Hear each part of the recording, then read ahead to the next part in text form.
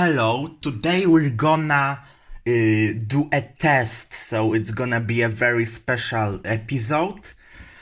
It's gonna be a test about meteorology, so I will test myself to know if I can be confident about my knowledge in meteorology, but also you can know how I can approach such questions and maybe apply it to yourself. I think it's gonna be a fun episode, more like a challenge one.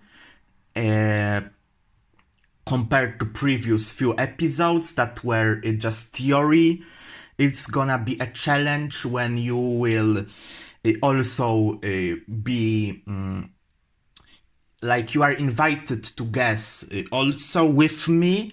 I'm gonna probably leave some time after I read every question for you to think about it.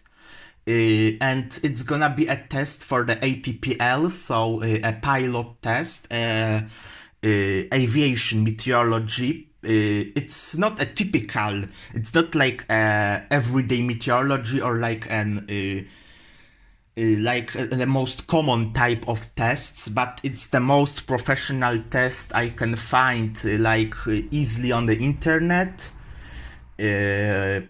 Also, it's the most comprehensive out of all I think I would find. I might struggle with a part of like strictly the aviation part, but I think it's gonna be relatively easy for me since it is a knowledge that like in general meteorology, also some aviation related topics are also covered, so just let's start. I prepared 10 questions. I will read them. They are gonna be 4 answers. I'm gonna read every one of those.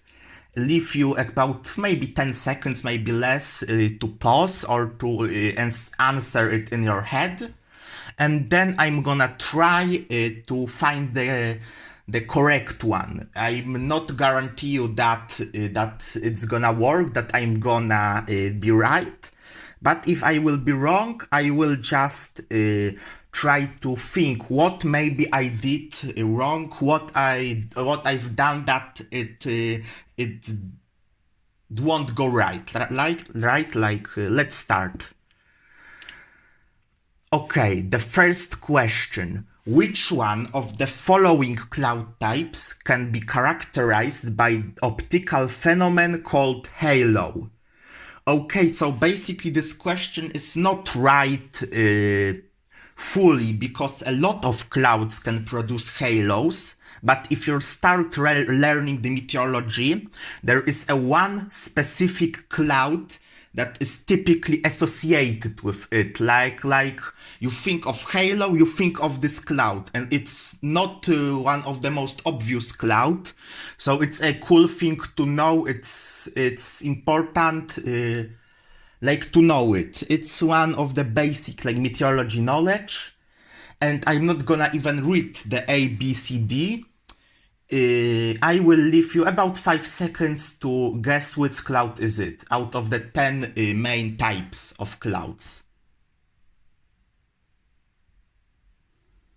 Okay, so I expect that the answer is gonna obviously be cirrostratus. So a cloud that is in a high level, above about 7 kilometers, even more in the tropics. And it is a cloud that often foreshadows bad weather, rain, a thunderstorm, like before fronts, especially warm fronts, but also sometimes cold fronts and occlusion fronts. So I expect the answer to be cirrostratus. Yes, it's true. Okay, I see just by looking at the question that it's gonna be a hard one. What is true of a secondary depression in a northern hemisphere? Okay, so a depression is the same as a low pressure system. Depression, low, like you can think of it. And there are 4 answers. And it's a hard question. I remember reading it some time ago, and it's a hard question, but I answered it correct before, so it's not gonna be as hard. But A, it tends to move around the primary in cyclonic sense. It tends to move around the primary in an anticyclonic sense. It rapidly closes on and merges with the primary. It tends to maintain its relative position to the primary. When they are referring to the primary depression, they are referring to the deeper one, the one that was previously in a certain place, like a low pressure system, and behind it there formed another. And I leave you 10 seconds. I'm just gonna say that that is a question that can be answered based on just common sense, not something you need to learn, you need to memorize. Okay, I will leave you 10 seconds.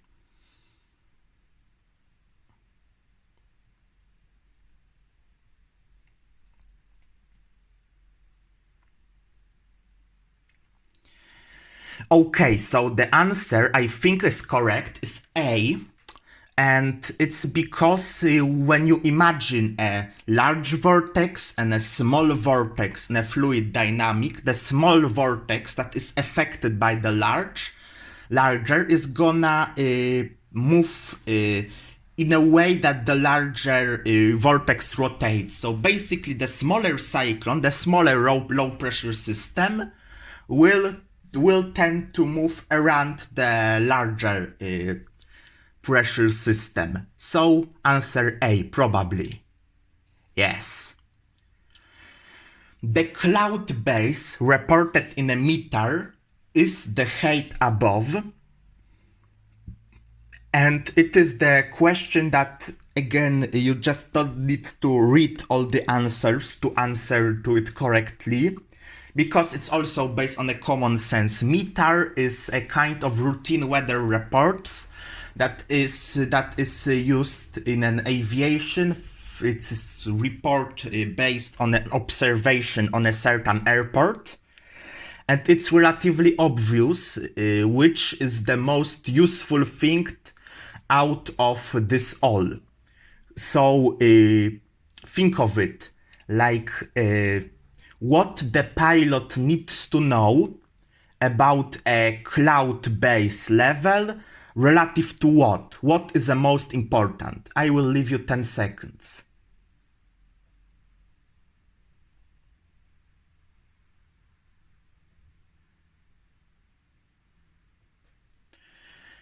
Okay, so there is a one answer that is, I see, I didn't even read it, but it's a one answer that says the highest terrain within a radius of 8 kilometers, blah, blah, blah.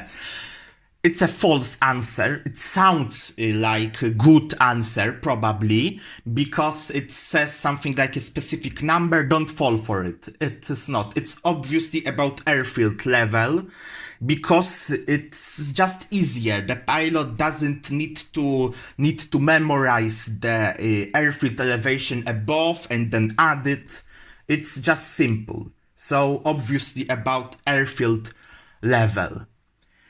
Okay, the next answer is, the next question is not about meteorology strictly, but it's also something that is cool to know, like, how does moderate turbulence affect an aircraft? And I'm gonna read all the answers because it's one of the questions that you can just rule out some answers. You don't need to know. You just can rule out something. So A, large abrupt changes in altitude or attitude occur, but the aircraft may be out of control momentarily.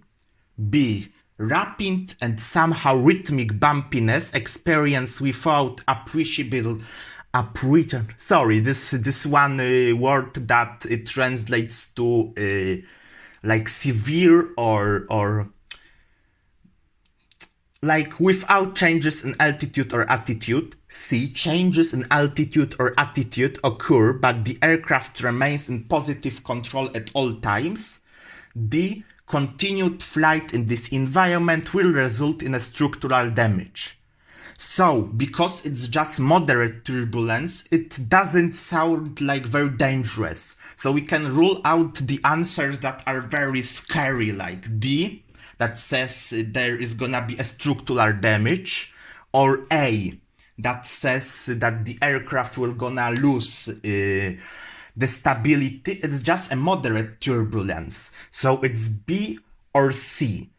But B suggests that it's gonna be without a changes in altitude or attitude. But it's called a moderate turbulence, not without a reason. It's something between light and severe turbulence. So C sounds very good. Changes in altitude or attitude occur, so they occur. It's not like in B where almost nothing happens, but the aircraft remains in positive control. Oh, it's not the kind of turbulence you're experiencing, for example, inside a thunderstorm. It's a turbulence that can be scary for passengers, but is not as dangerous as a severe turbulence. So I guess it's gonna be C. I'm gonna check if it's right. Yes, it is right. Out of 4 questions, or I guessed is correct. Hopefully you also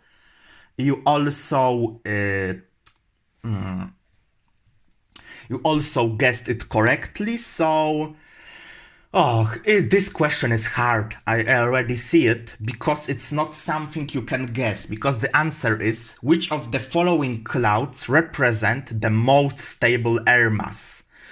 The first answer that you probably think of is a stratus cloud. Yes, it's a typical cloud, like a textbook case of a stable air mass cloud, where a cold front exists. There's not much happening, usually no wind. But they are not asking about the most typical cloud for a stable air mass. They are asking, out of the 4 I'm gonna just read, is the most stable. So A, Altocumulus castellanus, B, Altocumulus lenticularis, C, Cumulonimbus, D, Towering cumulus. I'm gonna leave a 10 second.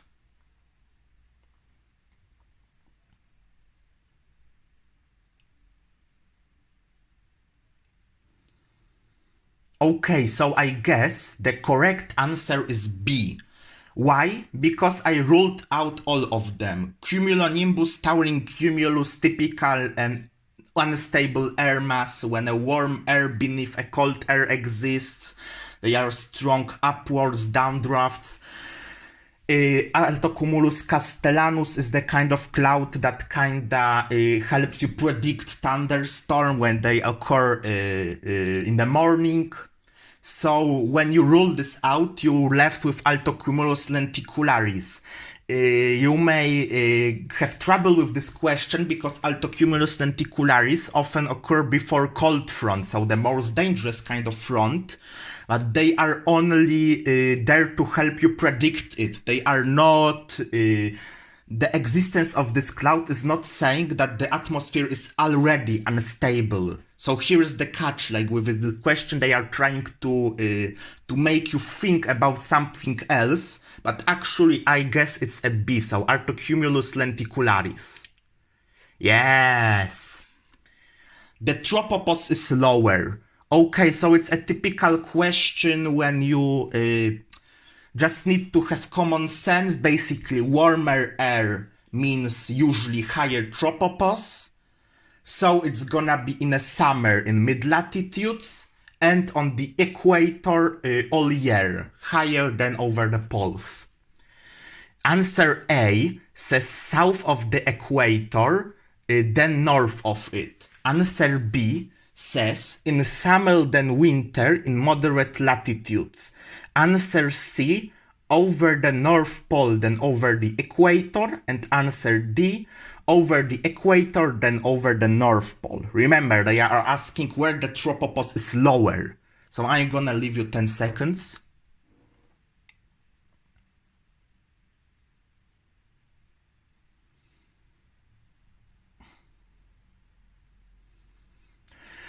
Okay, answer A can be ruled out. It's relatively symmetric between northern and southern hemisphere. In summer than in winter, no. As I said, warmer, higher tropopause, so definitely not. Over the North Pole than over the equator, and I don't even need to read the D, because you already know that it is true. Over the pole, so when there is cold, usually the tropopause will be lower. So answer C without a doubt. So answer C, 3, 2, 1. Yes, good. What type of cloud is DZ precipitation most commonly associated? I'm gonna say that DZ means drizzle, because it's not an aviation quiz, it's a meteorology quiz. So I'm gonna translate to a common language, since I want to test your knowledge on meteorology, not in a meta decoding or like aviation related stuff. So, you just know it. You don't even need to read it. It's one of the questions that I'm gonna leave you just 5 seconds, because there is a one cloud that just pops into your head when you think of a drizzle, if you know in meteorology. So I'm gonna leave you 5 seconds. Obviously a stratus cloud. Low grayish layer of cloud. Obviously a stratus, probably the most obvious question of all of this we already learned. And this is, I said that the one with the lenticularis was hardest. This one now is really hard, and I cannot even guarantee you that I'm gonna do it correctly. I just cannot guarantee you, because it's something that you need to memorize, but I think I already have the answer. The isohyps, so the height over the mean sea level, in this case they are referring to the mean sea level, because they are referring to pressure later in the question, so above mean sea level, can be expected at a constant pressure chart for the following pressure level: 850 hectopascal, 700, 500, 300. 10620 is like in the high mountains or moderately high mountains, so we can rule out 500 and 300 since it's a high atmosphere. It's a chart when you expect to find short waves, long waves, jet stream, and a lot of phenomena that doesn't apply to a relatively lower part of the atmosphere. So it is above A and B. I'm gonna leave you 10 seconds to guess if it's 850 or 700.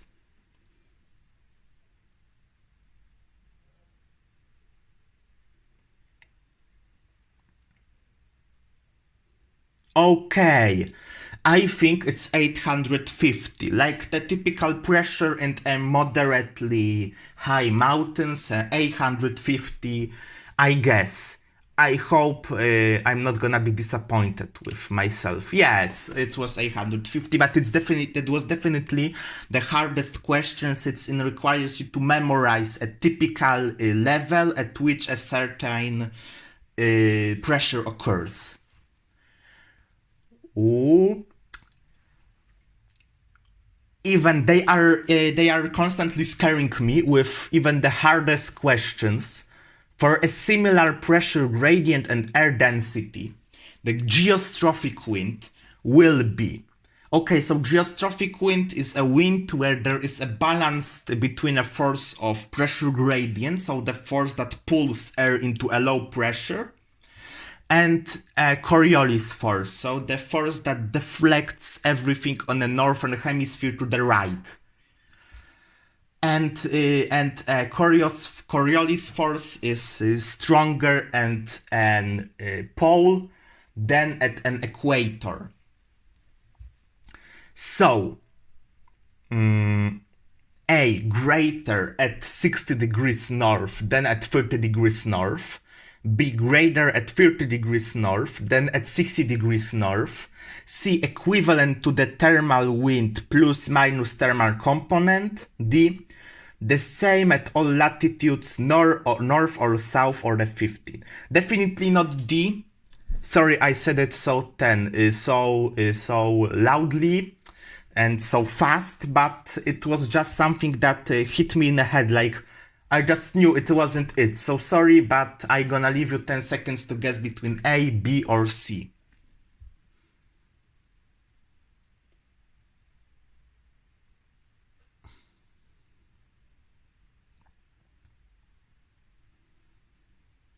I will rule out C, since it has to be either A or B, since if the A is false, B is true, and B is false, A is true.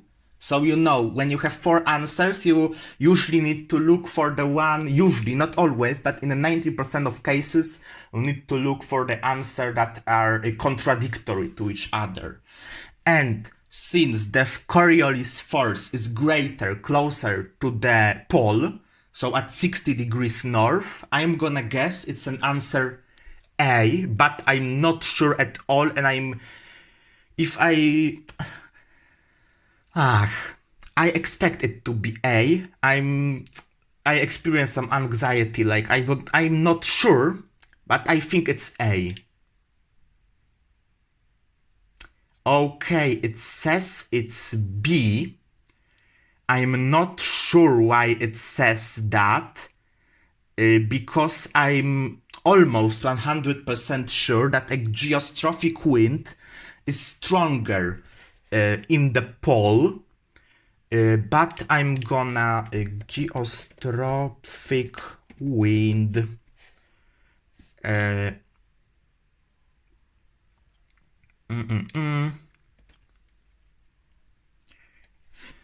by latitude.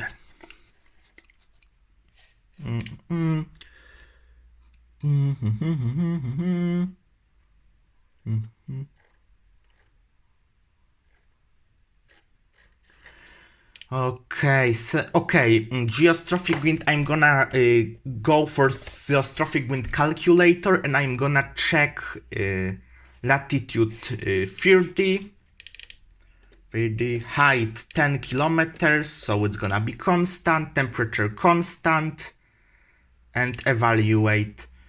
At 30 degrees north, it's gonna be 10 meters per second, and at 60,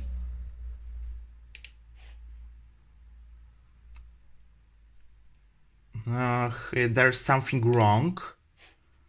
Okay, at 60. Okay, I was right. There is some problem in this question. Yes, the closer to the pole, the stronger the geostrophic wind. The question, rather the answers to the question is just wrong. I hope the next is gonna be cool, like good. Okay, this one is maybe not a meteorology one, but it tests your logical thinking. So I'm gonna read it for you. During flight in clouds, which of the following means the best one to identify the position of embedded CBs? CBs means cumulonimbus. A. Weather radar. B. Aircraft for observations. C. The pilot requests the position of the CBs from the ATC controller. D. Significant weather charts. I'm gonna leave you 10 seconds. With 10 seconds.